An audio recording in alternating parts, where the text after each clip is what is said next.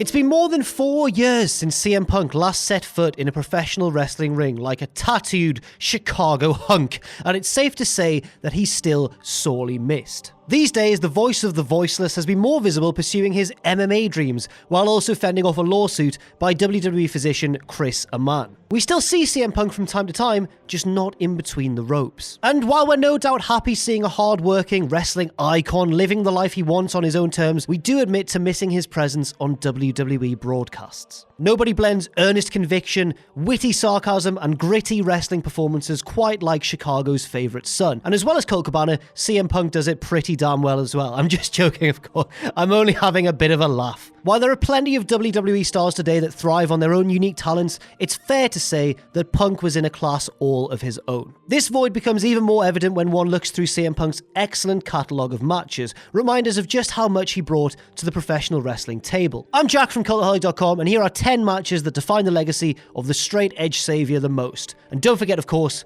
to join us. Number 10, CM Punk vs. The Rock, Royal Rumble 2013. Now obviously let's address the elephant in the room. For some people, this match is a sore spot as it marked the end of CM Punk's 14-month reign as WWE Champion, and it put the belt on a part-timer that wrestled no more than 3 times a year. Also, it aced Punk out of a chance to be in the WrestleMania main event after missing out the previous year as well due to Cena Rock 1, the once-in-a-lifetime match, which was of course followed by the once-in-a-lifetime match again, the rematch. You know, the rematch. There isn't much consolation for CM Punk fans here, but if you're able to set that aside and just judge it as a pure wrestling match, there's actually plenty to enjoy. The electricity for this clash of eras was right where it needed to be, as Punk and Rock delivered what may have been Rock's best overall match from his sporadic final WWE run. Seeing as how Punk hadn't begun to learn the WWE main event style until years after Rock hung up his boots as a full-time wrestler, the two actually worked beautifully together, mixing sports entertainment brawling with Punk's more modernized style of big moves, big spots, and tighter indie wrestling. While it may have been a clash of styles on paper, Punk vs. Rock felt like a true main event that belonged in any era. Number 9, CM Punk vs. Jeff Hardy from SmackDown, August 28th, 2009. Now let's consider the SummerSlam TLC match between the two, because that may have been slightly better, but this one had a lot more grit to it, due especially to the ramifications. Not only would Punk be defending his World Heavyweight Championship in a steel cage match, but both men's careers were on the line. Scary stuff. Less than 3 months after turning heel, Punk was in the midst of fleshing out the more obnoxious aspects of his straight-edge image, playing up the piousness of that in the face of an exiting Jeff Hardy. The match itself is an excellent one, as Punk gleefully breaks the hearts of every single one of Jeff Hardy's fans on his victorious climb out of the cage. It's afterwards, when Jeff Hardy's giving his farewell address to the crowd, with some fans openly weeping in the stands, that we see Punk at his most beautifully diabolical. He cannot resist cutting off Hardy by smashing the belt into his skull on the entrance stage, making the moment all his own. Cheer for him, as many of us often do, but at times, no wrestler deserved our boos more. And we mean that in the most flattering way possible. Well done, CM Punk, you horrible bastard. Number 8, CM Punk vs. Colt Cabana, Ring of Honor, Punk, the final chapter. Let's think about it. This is probably the weakest match on the list. It's not a match that gets high marks for crisp and precise work rate, but nor was it really meant to. The entire story of this match was something quite different and far more emotional because of it. 24 hours after dropping the Ring of Honor World Championship, WWE-bound Punk took to the ring for Ring of Honor for one final time, not including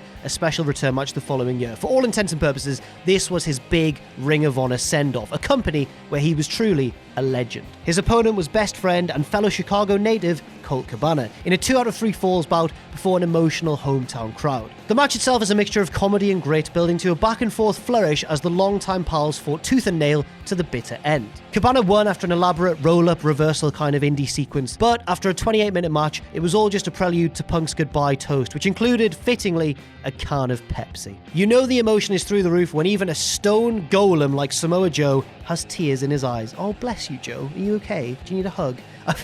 Why am I calling out Samoa Joe? He could snap me like a twig. If you look at it a certain way, Punk didn't actually need the WWE farewell that he never received. He already got the best send-off possible 8.5 years earlier when he left his original wrestling home. Number 7, CM Punk vs. Bryan, Over the Limit 2012.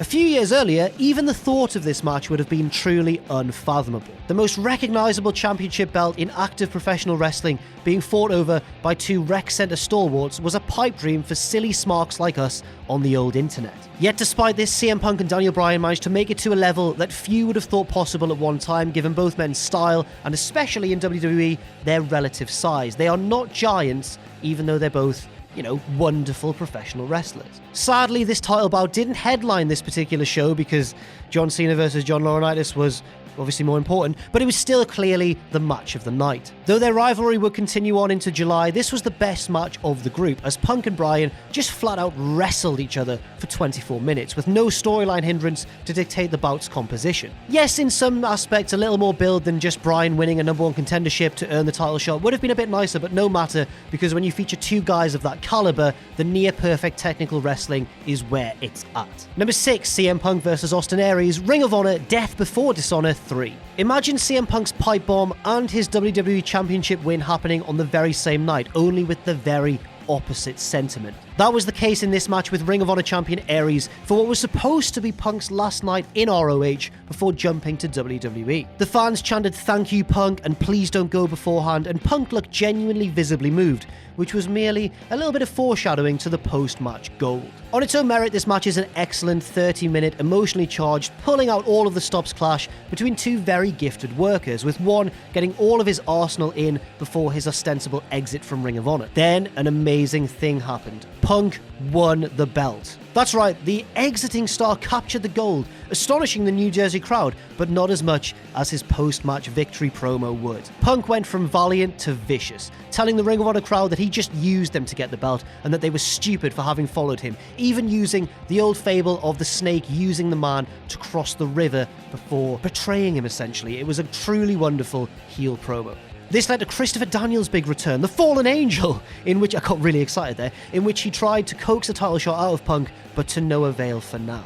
As far as emotional rollercoasters go, this had more twists and turns than every ride at Universal Studios combined. I've never been to Universal Studios. I don't know if they have twists and turns. I sincerely hope they do for the purposes of that simile. Number 5, CM Punk versus John Cena on the Monday Night Raw from the 25th of February, 2013. Compared to pay-per-view matches, there are relatively few matches in Raw's quarter century of existence that truly excel on an elite level. Owen Hart and the British Bulldogs European title final comes to mind, as does Benoit and Jericho's tag team title win over Austin and Triple H. John Cena's 1-hour match with Shawn Michaels deserves lofty consideration as well, but rounding out this Mount Rushmore of Raw matches is Cena and Punk's last tangle, in which Cena bid his WrestleMania title shot. You know you're watching something special when Punk busts out a piledriver, which we of course all know is a naughty move in WWE, and you better have special permission to do it. And Cena, of course, delivered a good enough hands-free Hurricane Rana, also stepping outside of his usual moveset. Both men were absolutely feeling it, making the most of the extended time they had for the main event slot. To be quite honest, Punk and Cena always seem to work magically together, but this one tops the rest of their series with one pretty obvious exception, which we'll talk about in a little while. Don't worry, don't panic, I haven't forgotten about that other match. A jazzed up Raw crowd and a pay-per-view caliber main event easily make this one of Raw's greatest matches of all time. Number 4, CM Punk versus Brocky Lesnar, SummerSlam 2013. Speaking of Mount Rushmores of wrestling matches, what would you say are Brock Lesnar's 4 best matches since his return to WWE 6 years ago? 6 years! 6 years ago, I'm so old.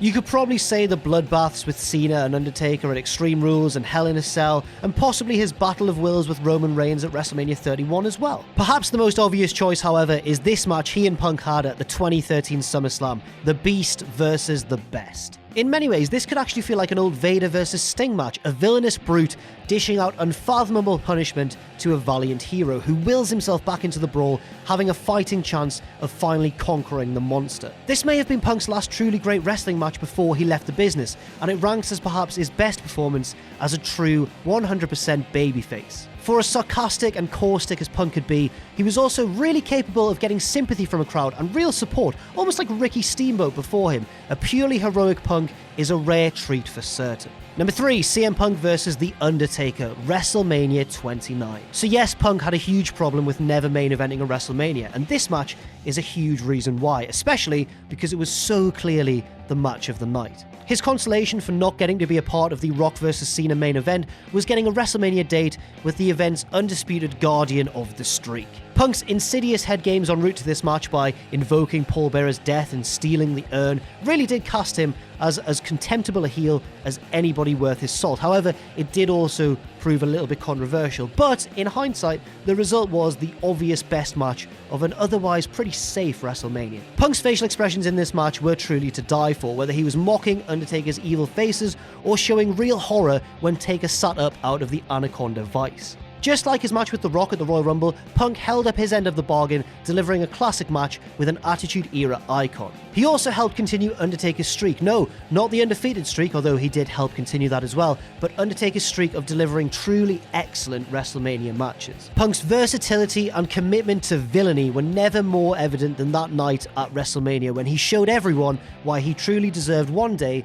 to headline the grandest stage of them all. Number 2, CM Punk vs. Samoa Joe, Ring of Honor, Joe vs. Punk 2.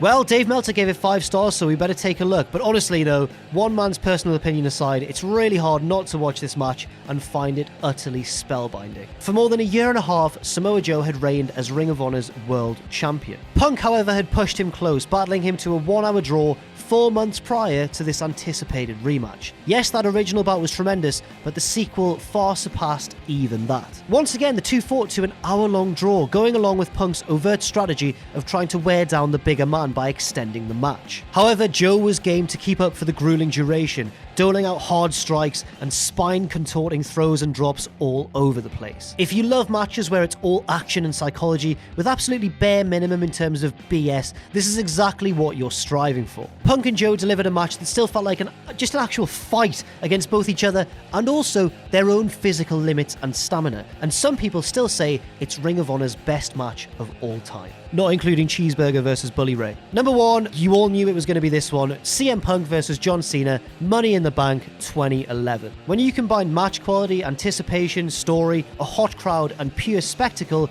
this may well be WWE's best match of the 21st century so far. Yes, Undertaker versus Shawn Michaels had it all in the ring, but it didn't quite have the venom and vitriol that existed between Punk and the WWE machine, represented of course by its golden boy, Big Johnny Cena. Cena was the ideal representative of WWE's corporate face, and the rabid Chicago fans were absolutely ecstatic to treat him essentially like a criminal in the face of a hometown hero. There was very real tension over the finish here, and what the aftermath of that finish was going to be. Would WWE pull the rug out from underneath spellbound Punk fans, or would Punk stand tall over everything that fans found tiresome and annoying about the company? Through the many sequences and twists, everybody held their breath and bit their fingernails, and seeing Cena stay down for the go to sleep was absolutely cathartic. Just as cathartic as seeing Punk flash his tight shark's grin while holding that belt aloft. Money in the Bank 2011 is often cited as one of the greatest WWE pay-per-views of all time, and while there were other matches on this card that were excellent, the real excellence of the show is inextricably tied to this very match. Not only Punk's best,